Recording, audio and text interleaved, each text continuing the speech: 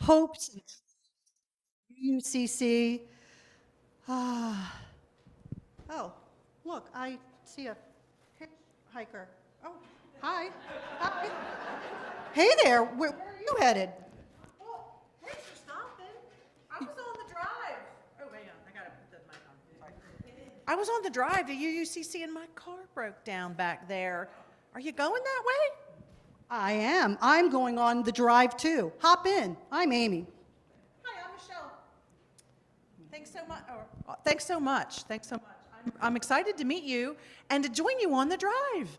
But I don't know a lot of the details. Can you tell me some more about it? Sure thing. The Drive is UUCC's stewardship campaign that raises over 85% of the funds needed to support the mission of the church. Services, religious exploration, music and arts, our social action ministry. Of course, we have to pay our wonderful staff and support the UUA. This year, the goal of the campaign is $400,000, which is just about a 5% increase over last year. Wow, that's a lot that we do here. Sounds like an amazingly important set of goals. But how does this stewardship campaign work? Well, we are kicking off the campaign, the Drive, today. Then on Saturday, we will have the Cawthorn Cafe event here at 4 o'clock on Saturday, where we eat some yummy food, get to socialize and meet with our friends and members, and talk about our hopes and dreams for the future of UUCC. Something the board is very excited to hear about. The campaign will continue with messages from the board, members about why they pledge, and some of our committees on what the funding from our pledges helps enable them to do for all of us. The campaign ends on February 23rd, when we will be asked to make our pledges. And then the final campaign will end on March 2nd with us meeting our goal. And friends making their pledge for the 25-26 fiscal year. I'm so excited to go on the drive and hear all these great messages and see us all increase our pledges so UUCC has the resources it needs for a fantastic next year. I will see you at the Cawthorn Cafe this Saturday, February 8th at 4 p.m. Me too. Hope to see you all there.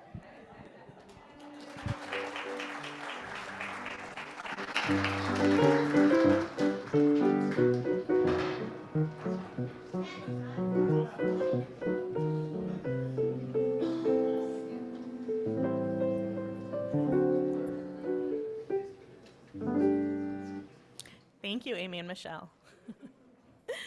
So whether you're here for the first time or the 1000th time, welcome.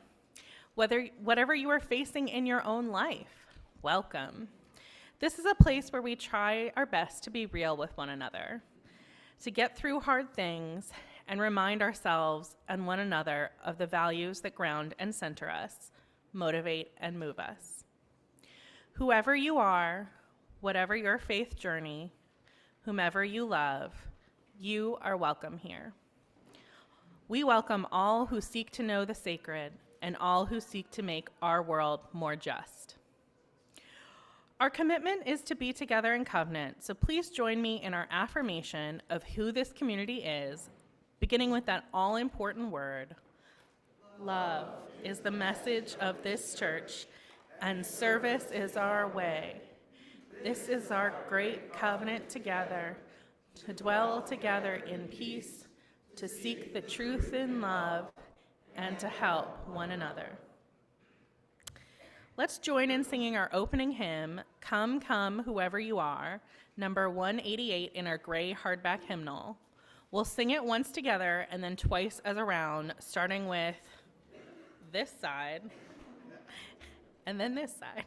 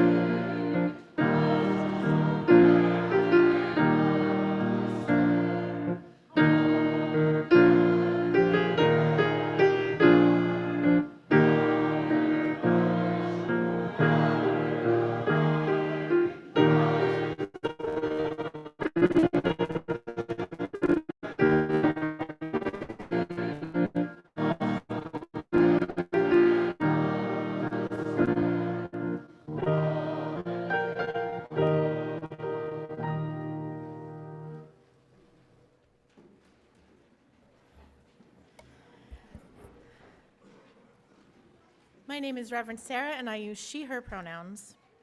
I invite you to join in our chalice lighting words as Helen comes to light our chalice. These words are from the Reverend Gretchen Haley. Once they come up. Good, you're good.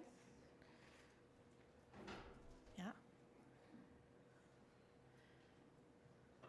Okay, maybe we're listening. Okay, great. Courage is forged in the fire of our coming together and felt in the spirit that comes alive in this act of faith, that we believe still a new world is possible, that we are creating it already here and now. So now I invite you to join in our time of meditation or prayer.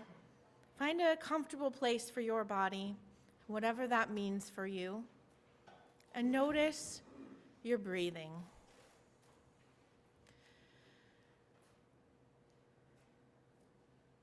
Find your center.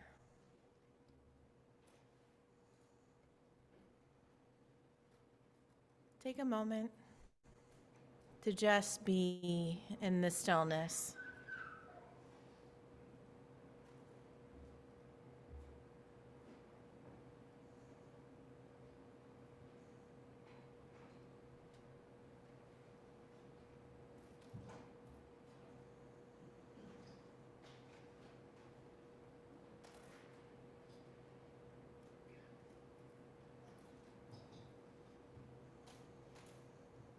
Take in this prayer by the Reverend Rebecca Savage. Spirit of life, eternal mystery that holds us close, receive the meditations of our hearts this day. We come together in this quiet moment to unify our hearts again towards the clarion call of our time. May justice and equity guide us to great connection, a greater truth. Our part is just as great: to approach dismantling systems of oppression within us and all the world in order for us all to be free. To know that when I cherish and tend to the divine spark within me, when I know in my bones that I am worthy of love and whole just as I am, that there is greater potential for mutual understanding and care. Love is not scarce. Our ability to extend compassion and grace can be. I place my hand over my heart. May you all place your hand over your heart. And I can feel the spirit of life within me. Feel the spirit of life within you.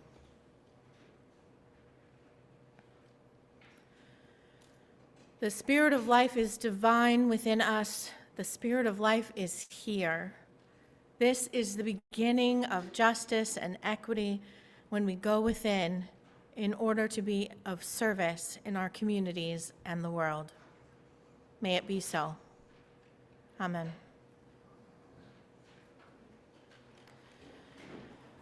So as we come together every Sunday from our own separate lives and our own separate homes, we bring with us a variety of joys and sorrows, fears and hopes. We take time in our service every week, and now in particular, to honor our big feelings together. We share this as a contemplative time, each of us given an opportunity to witness and to share what lifts us up and what weighs us down. So today we will light our candles of joy to lift up the bright things in our lives, and we will also place stones here of our sorrows and our fears to release them from our shoulders. So in a moment, I will invite those here present to participate in this ritual, but before that, I'd like to invite those online to put your name with candle or stone, and we will include you in this ritual as we go. And also for anyone in the room who would like someone to light the candle for you rather than come up yourself, please raise your hand to have your candle placed. Michelle, Mel.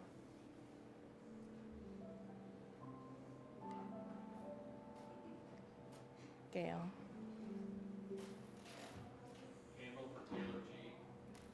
Thank you.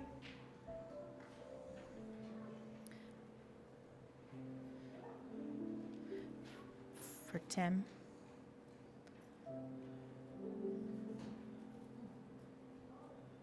For John. And for Peter.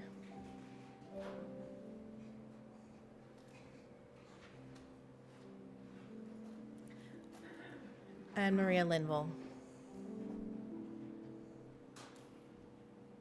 Now, if you would like someone to place a stone for you, please raise your hand.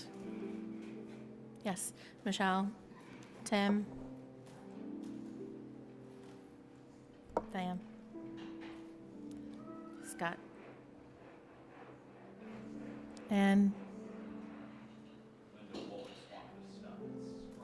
thank you.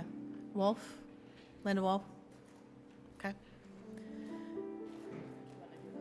We will do the rest of the online ones at the end. I now invite those who are present with us today to come forward to participate in the ritual. You may do both, but if you're coming to do a candle, come this way. If you come to do a stone, come this way.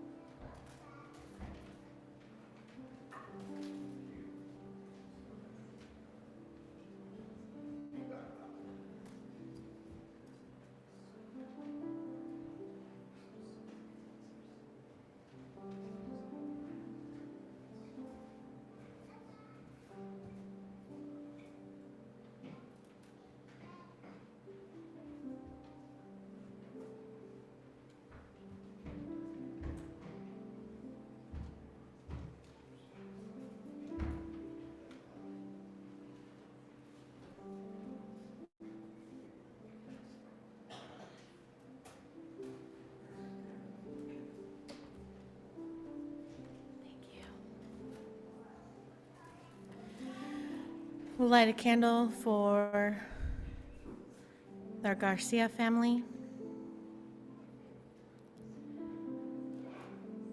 for Elizabeth, for Carrie,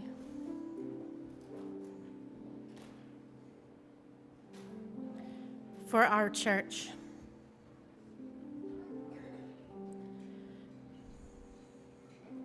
We'll place a stone for Linda.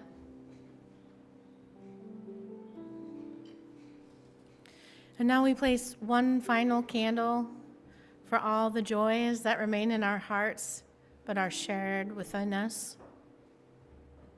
And one final stone for all the sorrows and fears that remain in our hearts. Please join in singing our sung prayer response, There is a Love. There is a love holding me. There is a love holding all that I love. There is a love holding all I rest in this love. There is a love holding us.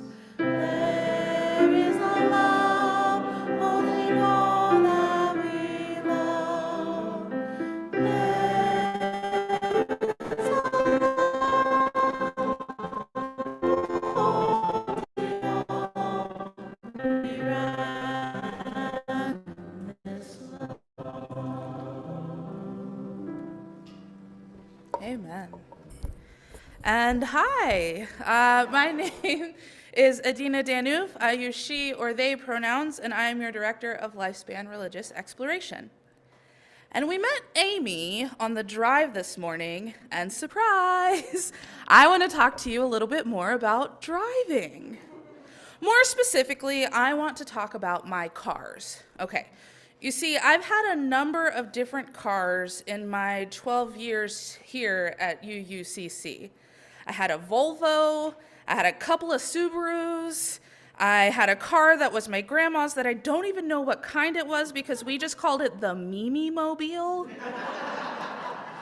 I had a Prius, and then within a couple of weeks of paying it completely off, I got into a car accident, and now I have another Prius. And cars are important tools that get us from place to place. So I've always kind of needed one.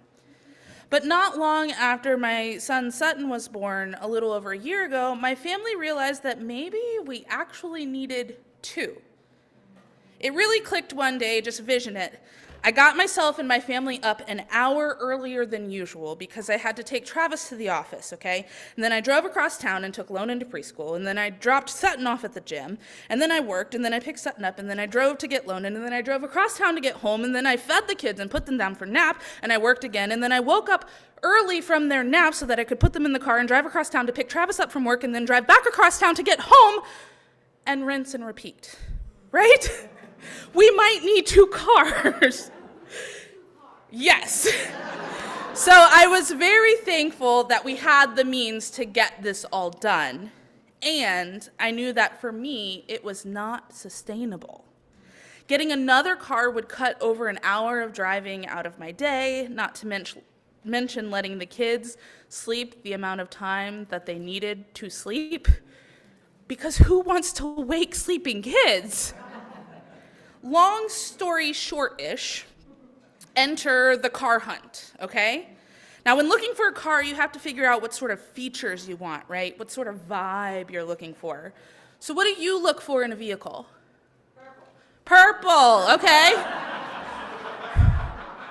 It's true, it's true. Anybody else? Dependable. Fast. Safe. Energy efficient. Comfortable. One more. Durable. Screens. Oh, modern technology, right? No one searches and deliberation, your family finally decided on a minivan. A minivan. It'll come, it's fine. Okay, now the kids in the room might not completely, yay! This is Bluey. Yeah. And on the license plate, it's Bluey with 2 U's. Okay, so the kids in the room aren't going to completely get this, but getting a minivan was like unlocking a whole new level of mom, right? And it's got power windows and doors that open and close with a button thingy. There's that technology. It's got 8 seats, and 13 or more cup holders.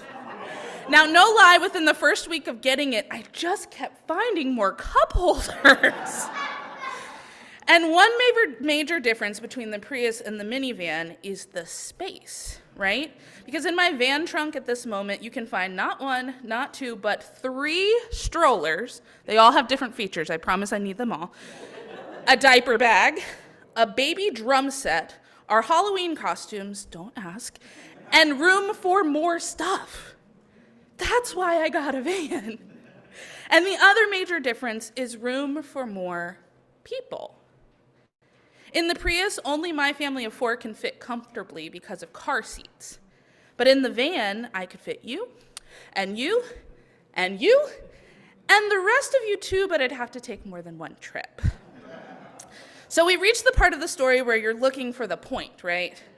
Well, put on your seatbelts, folk, because we are on our way there.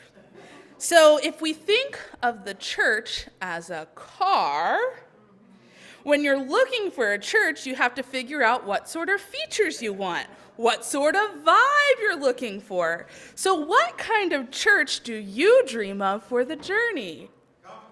Comfortable, yeah. Welcoming. Purple. We're getting there. Technology. Music. Who would buy a car without a working radio? You have to have music. Yes, okay. And I think fully funded. Nobody wants a car payment. We want all the money now. Okay. And I also heard someone say space for growth, more people, more activities, more ideas, more fun. And a roof rack. We want to fit it all in. Okay, so maybe we're driving more of a Prius right now, okay? Nothing wrong with that. It's cute, it's hip, it's environmentally conscious, and it gets us from point A to point B. It's comfortable for who we are and what we are now. But we dream of so much more. We dream of cup holders. So what if we work together to become more of a minivan, right? Something big enough for us and beyond. Big enough for all of our stuff and our ideas and our values and our hopes and our dreams for the world. You think we can do that? Yeah, we want to unlock a whole new level of us. Minivan level us, right? And I think we can do that on the journey and through the drive. So now some of us are gonna hit the road and head to class. Thank you.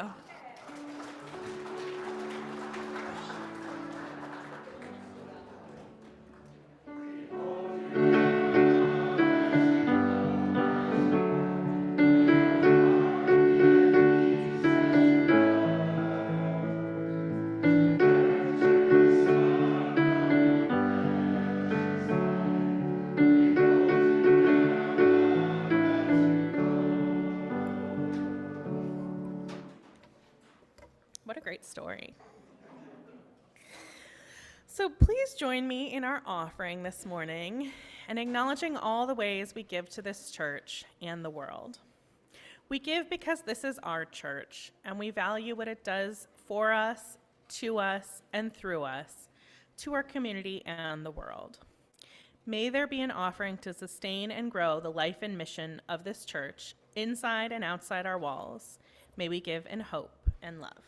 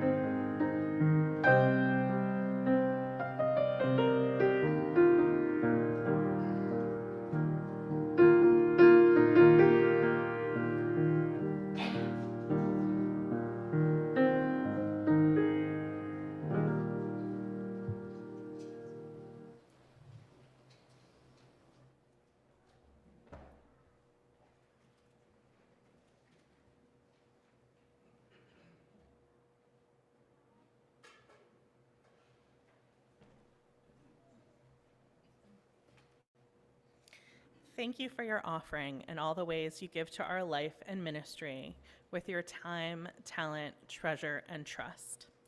Together, our gifts allow us to expand and strengthen the tapestry of love, wonder, and connection that blesses this church and transforms us and the world.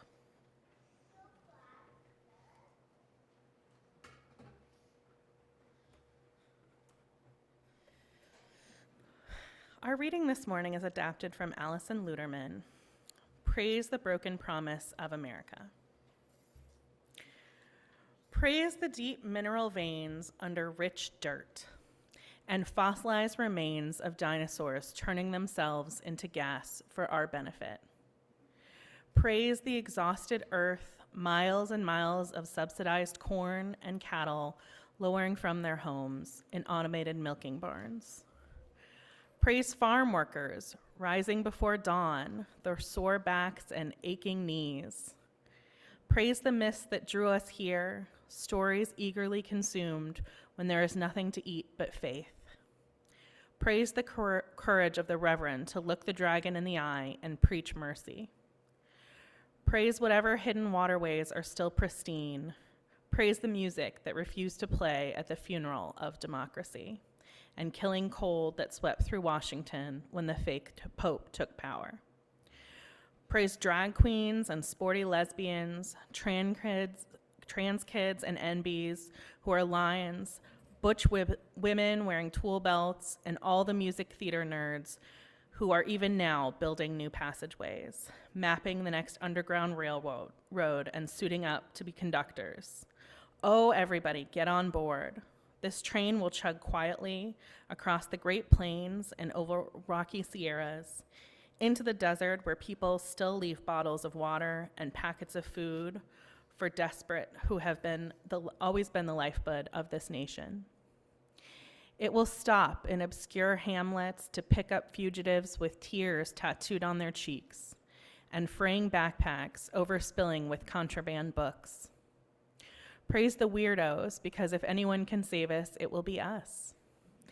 And praise all the glittering illusions we gawked at, ignoring our own neighbors in favor of a 24-hour peep show of the internet.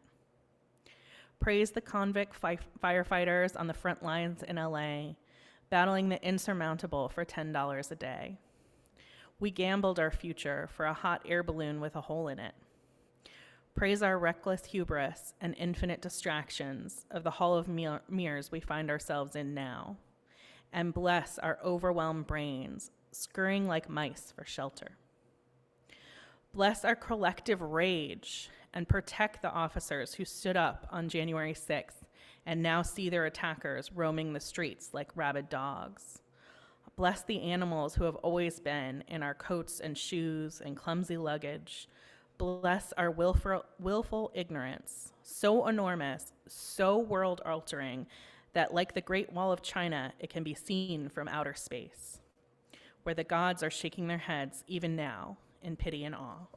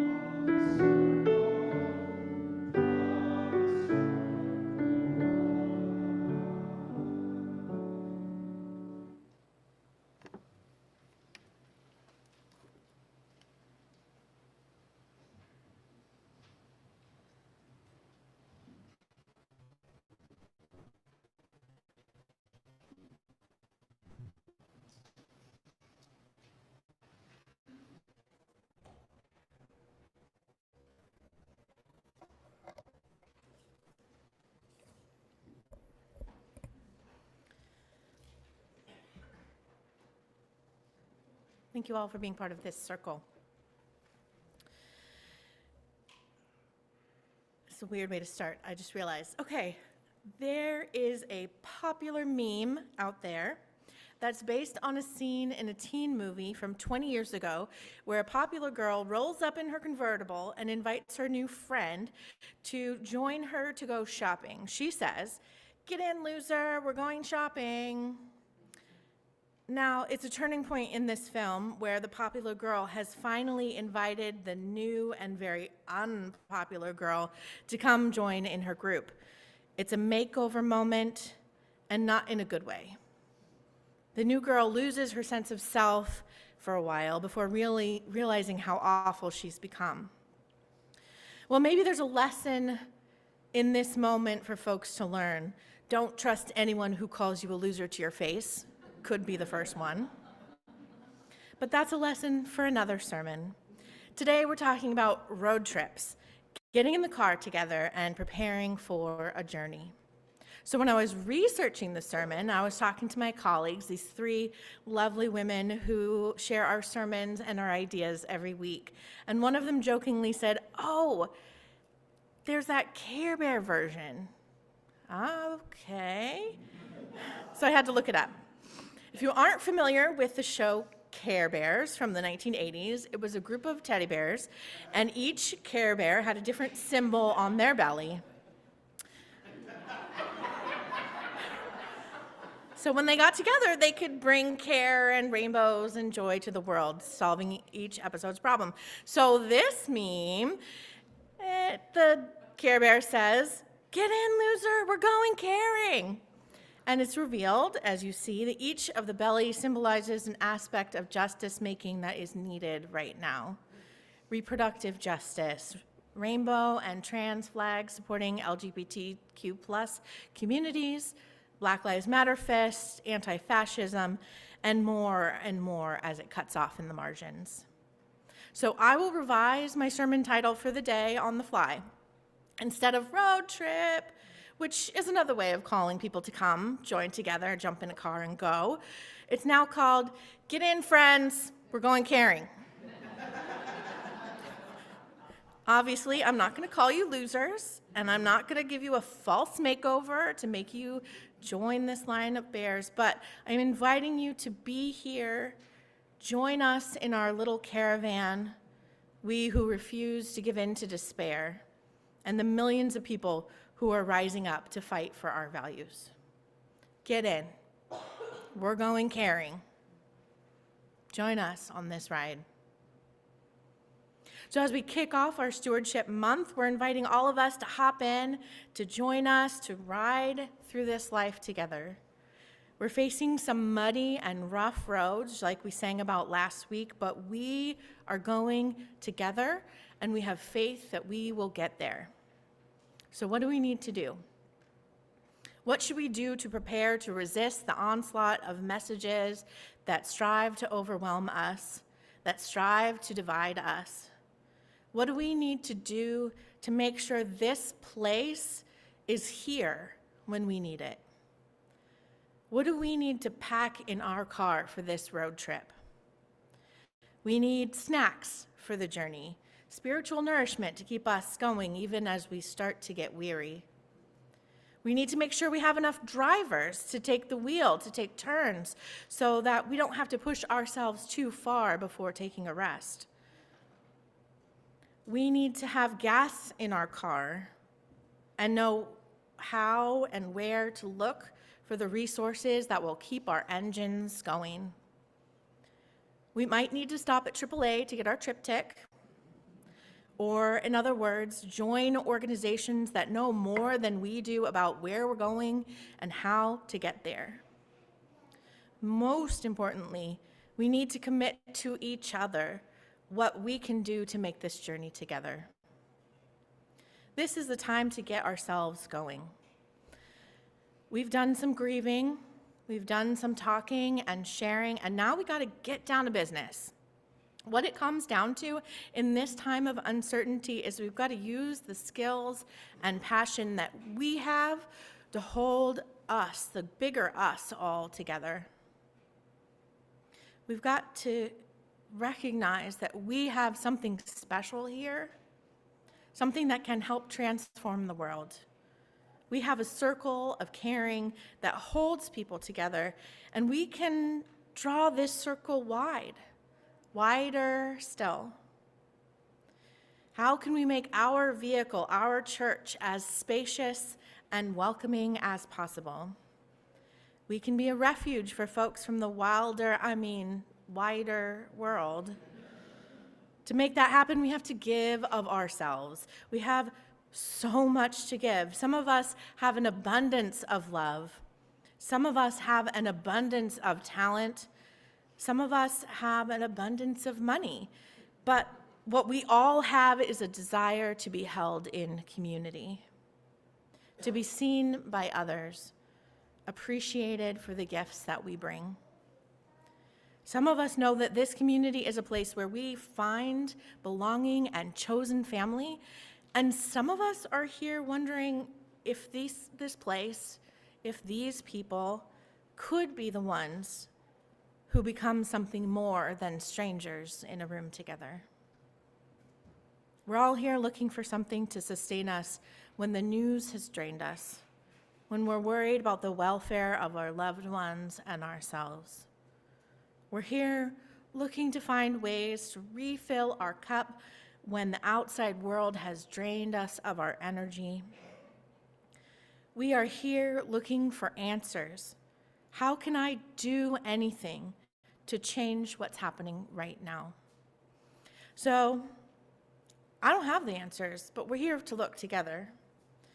I'm inviting you now to offer praise to those who keep us hopeful. As Alice Luterman wrote in her poem that was shared earlier, praise the weirdos, because if anyone can save us, it'll be us. Us. Praise the banned book protectors and the tear-stained water leavers. Praise for the protectors, the obstructors of injustice. Praise for the brave ones who speak truth to ill-gotten power. Praise for the ones sharing the news behind the backs of those news sources who live in the pocket of a would-be dictator. Praise for the artists creating hope through their heart's blood. Praise for the immigrants who get the job done. Praise for the authentic hearts and souls of the gender-expansive kin who cannot live any other way. Praise for the public servants trying to ease the way for good to be done in this world. Praise for grocery baggers, warehouse staff, miners. Praise for the office workers, the cleaners, the fast food workers. Praise for the people who take risks to come to a new place in search of something. Praise the children and their families as they navigate the process of growing up in this nonsense. Praise musicians and their songs that move us. Praise the thoughtful and the thoughtless. And Luterman adds, praise the exhausted earth, miles and miles of subsidized corn and cattle lowing from their automated milking barns. And praise the music theater nerds and all of us who are even now building new passageways, mapping the next underground railroad, and suiting up to be conductors. Oh, everybody get on board. In other words, get in, friends, we're going caring. There's plenty of room for you here in our little minivan. We'll move aside the strollers and the baggage that we no longer need to make room for anyone who wants to join us. Will you join us?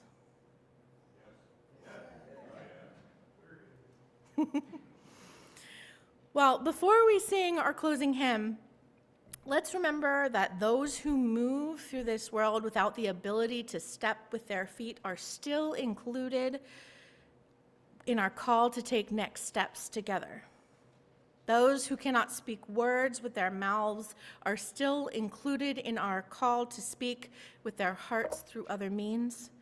Those who do not pray are still included in our call to share together. And those who cannot sing with their voices are called to make music with us however they are able. This world is a whole and holy place, and we can make it more together. So please rise in body or spirit to sing our closing hymn, One More Step. 168 in the gray hardcover hymnal.